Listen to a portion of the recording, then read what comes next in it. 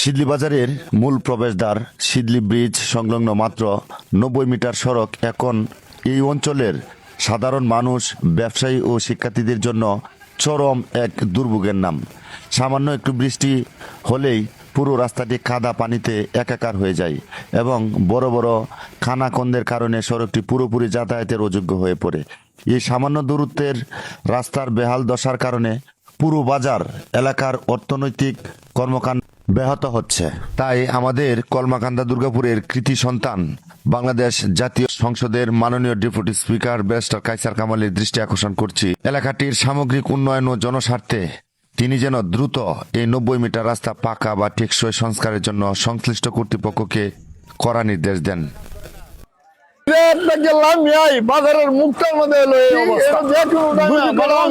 Accident করে মারা যাওয়ার অতিক্রম হয়েছে। গুরুত্বপূর্ণ একটা জায়গা দেখেন, আজকে কিন্তু কুরবানির ঈদের বাজার দেখেন। আমরা এই দুযুগে লাগেন দেখেন রাস্তাঘাটের মানুষ ঠিক মতো গরু নিয়ে আসতে পারতেছে না, বসতে পারতেছে না।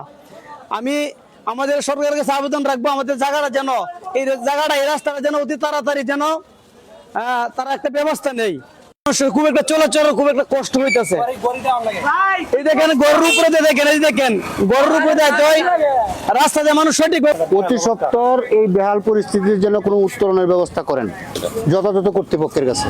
3 থেকে 4টা থানার সংযোগস্থল, ঠিক আছে, যেখানে 4 থানার মানুষ একত্রিত হয়, হাটবার এবং বিশাল একটা গরুর বাজারও আছে এখানে রাস্তাঘাটের যে অবস্থা, ঠিক আছে, এক কথায় এখানে বাজারে আসা এখন দুরূহ হয়ে পড়ছে সাধারণ মানুষের জন্য।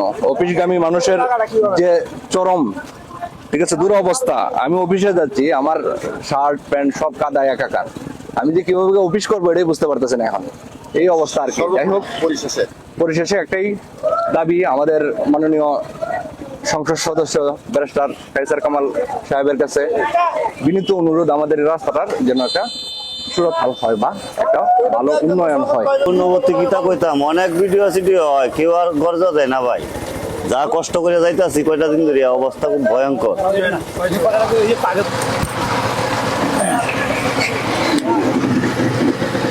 খুব পেঁচা দেওয়া হয়, খুব চেক করে।